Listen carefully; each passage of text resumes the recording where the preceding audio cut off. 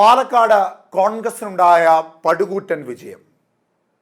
5 അക്കത്തിന് മുകളിലേക്ക് ഭൂരിപക്ഷം നേടുമെന്ന് കോൺഗ്രസ് പറയുമ്പോഴും അവിടെ 10,000 വരെ ആയിരുന്നു കോൺഗ്രസ് വരെ പ്രതീക്ഷിച്ചത്. പാലക്കാട്ടെ വോട്ടെണ്ണൽ ആദ്യം എണ്ണി തുടങ്ങിയത് പാലക്കാട് നഗരസഭയിൽ നിന്നായിരുന്നു. പിന്നീട് പിരിയാരി പഞ്ചായത്ത്, അത് കഴിഞ്ഞ് മാത്തൂർ പഞ്ചായത്ത്, അത് കഴിഞ്ഞ് കണ്ണാടി പഞ്ചായത്ത്. അതിൽ നഗരസഭയിൽ 2000-ന് മുകളിലേക്ക് ഒരു ലീഡ് BJPക്ക് ഉയർത്തുവാൻ സാധിച്ചിരുന്നുവെങ്കിൽ കോൺഗ്രസ് കുറച്ചൊക്കെ ഉയർത്തേനെ. അത് 4000 ആയിരുന്നുവെങ്കിൽ കോൺഗ്രസ് പരാജയ ഭീതിയിൽ തുടർന്നേനെ. 6000-ലേക്ക് കടന്നിരുന്നുവെങ്കിൽ പരാജയപ്പെടുക തന്നെ ചെയ്തേനെ. പക്ഷേ 800-നും 900-നും 1000-നും ഒക്കെ ഇടയിൽ വെച്ച് രാഹുൽ മാങ്കൂട്ടം പാലക്കാട് നഗരസഭയിൽ BJPയെ പിടിച്ചുകെട്ടുന്നു. പിന്നീട് നഗരസഭയ്ക്കുള്ളിലേക്ക് ഒരു കുതിച്ചുചാട്ടമായിരുന്നു. അവിടെ ലീഡ് പതിയെ പതിയെ ഉയരുന്നു.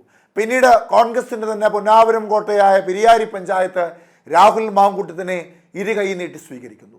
പിന്നീട് അങ്ങോട്ട് ഒരു തേരോട്ടമായിരുന്നു. ആ തേരോട്ടം ഭൂരിപക്ഷത്തിൻ്റെ തേരോട്ടമായിരുന്നു. 1000 2000 ആകുന്നു, 4000 ആകുന്നു, 10000 ആകുന്നു, 18000 ആകുന്നു, 20000-ലേക്കൊന്ന് കാലെടുത്ത് വെച്ച് പിന്നീട് താഴേക്കൊരു പോക്ക് വന്ന് 18000-ൽ അവസാനിക്കുന്നു.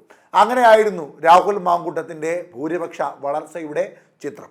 ഇവിടെ പാലക്കാട്ടെ പരാജയം BJPക്ക് ഏൽപ്പിച്ച ആഘാതത്തിനെ തുടർന്ന് പലരും പല പോസ്റ്റുകളും ഇട്ടു. അതിൽ BJP നേതാക്കന്മാരും പോസ്റ്റുകൾ ഇട്ടു.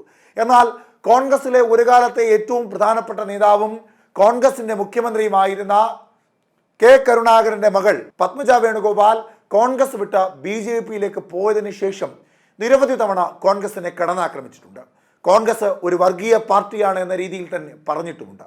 ഇപ്പോൾ അതേ വാദം വീണ്ടും ഉയർത്തുകയാണ് പത്മജ വേണുഗോപാൽ. ഇത്തവണ പാർട്ടിയെ മാത്രമല്ല, പാലക്കാട്ടെ തെരഞ്ഞെടുപ്പിന് നേതൃത്വം നൽകിയ ഷാഫി പറമ്പിലിനെയും രൂക്ഷമായ ഭാഷയിൽ കുറ്റപ്പെടുത്തുകയാണ് പത്മജ വേണുഗോപാൽ. പത്മജ വേണുഗോപാലിന് ശ്രദ്ധേയമാകുന്ന ഫേസ്ബുക്ക് പോസ്റ്റ് ഇങ്ങനെയാണ്: ഇവിടെ ജയിച്ചത് രാഹുലല്ല, ഷാഫിയും ഷാഫിയുടെ വർഗീയതയുമാണ്. എവിടെയാണ് UDFന് വോട്ട് കൂടിയത് എന്ന് കണ്ടാൽ മനസ്സിലാകും.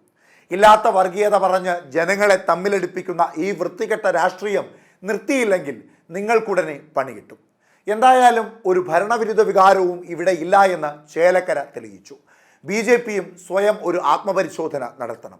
അതുകൊണ്ട് ഒരു തെറ്റുമില്ല. എവിടെയാണ് വോട്ട് കുറഞ്ഞതെന്നും എന്തുകൊണ്ട് കുറഞ്ഞെന്നും കണ്ടുപിടിക്കാൻ ഒരു ബുദ്ധിമുട്ടുമില്ല. മതേതരത്വം പറഞ്ഞു നടന്ന കോൺഗ്രസ് ഒരു തീവ്ര വർഗീയ പാർട്ടിയാണെന്ന് തെളിയിച്ചു. MM ഹസനെ പോലുള്ളവരും അൻവർ സാദത്തിനെയും സിദ്ദിഖിനെയും പോലുള്ളവരെ കടത്തിവെട്ടി അവരെ ഒന്നുമല്ലാതെയാക്കി അവരിൽ ഞാൻ മാത്രമാണ് ശരിക്കുള്ള നേതാവെന്ന് ഷാഫി തെളിയിച്ചു. ഞാൻ പറഞ്ഞതിൽ സിദ്ദിഖ് ഒഴികെയുള്ളവർ മതേതരത്വം കാത്തുസൂക്ഷിക്കുന്നവരാണ് എന്ന് ഞാൻ വിശ്വസിക്കുന്നു. വർഗീയത മാത്രം കളിക്കുന്ന ഷാഫിയെ പോലുള്ളവരെ സൂക്ഷിക്കുക. അതായത് പാലക്കാട്ട് വമ്പൻ വിജയത്തിന് നേതൃത്വം നൽകിയ ഷാഫി പറമ്പിൽ ഒരു വർഗീയവാദിയാണെന്ന് പറയാതെ പറയുകയാണ് പത്മജ വേണുഗോപാൽ. പറഞ്ഞു എന്ന് തന്നെ പറയാം. ഷാഫി പറമ്പിലിനെ സൂക്ഷിക്കണം. MM ഹസനെ പോലെയുള്ള നേതാക്കന്മാരെ, അൻവർ സാദത്തിനെ പോലെയുള്ള നേതാക്കന്മാരെ കടത്തിവെട്ടിക്കൊണ്ട് ഞാനെന്ന ഭാവം, ഞാനാണ് മികച്ച നേതാവെന്ന ഭാവമുള്ള നേതാവാണ് ഷാഫി പറമ്പിൽ എന്ന് പറയുന്നു. അത്തരത്തിലൊരു പോസ്റ്റാണ് പത്മജ വേണുഗോപാൽ സമൂഹ മാധ്യമത്തിലൂടെ പ്രചരിപ്പിച്ചുകൊണ്ടിരിക്കുന്നത്. ഇതിനെതിരെ എന്ത് നടപടിയാണ് ഇനി ഷാഫി പറമ്പിൽ എടുക്കുവാൻ പോകുന്നത്? എന്തായിരിക്കും ഷാഫി പറമ്പിലിന്റെ പ്രതികരണം? ഇതിനെല്ലാം പ്രാധാന്യം ഏറെയാണ്. എന്തായാലും പാലക്കാട്ടെ വിജയം കോൺഗ്രസ് നേടിയെടുത്ത് കഴിഞ്ഞിരിക്കുകയാണ്. അതും ചെറിയൊരു വിജയമല്ല. പാലക്കാടിൻ്റെ രാഷ്ട്രീയ ചരിത്രത്തിലെ ഏറ്റവും വലിയ ഭൂരിപക്ഷമാണ് രാഹുൽ മാങ്കൂട്ടം നേടിയിരിക്കുന്നത്. പാലക്കാട്ട് BJPയുടെ ഏറ്റവും വലിയ ശക്തി കേന്ദ്രമായ നഗരസഭയിൽ നിന്ന് പോലും രാഹുൽ മാങ്കൂട്ടം വ്യക്തമായ ഭൂരിപക്ഷം നേടിയിരിക്കുന്നു. അവിടെ എല്ലാ പ്രദേശങ്ങളിൽ നിന്നും കൃത്യമായ ലീഡ് രാഹുൽ മാങ്കൂട്ടം നേടിക്കഴിഞ്ഞിരിക്കുന്നു. ആദ്യഘട്ടത്തിൽ മാത്രമാണ് ശ്രീകൃഷ്ണകുമാർ നേരിയ തോതിൽ ഒരു മുൻതൂക്കം ഉണ്ടാക്കിയത്. അതും 500-ൻ്റെയും 800-ൻ്റെയും 1000 വോട്ടിൻ്റെയും മാത്രം ലീഡുകൾ. പിന്നീട് അങ്ങോട്ട് രാഹുൽ മാങ്കൂട്ടത്തിൻ്റെ ഒരു തേരോട്ടം തന്നെയായിരുന്നു. അതിൽ കൃത്യമായ പങ്കുവഹിച്ചതാകട്ടെ ഷാഫി പറമ്പിലും.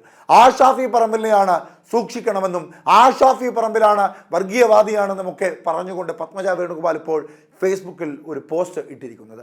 അത് ഇനി ഏത് രീതിയിൽ ചർച്ചയാകുമെന്ന് കണ്ടറിയാം.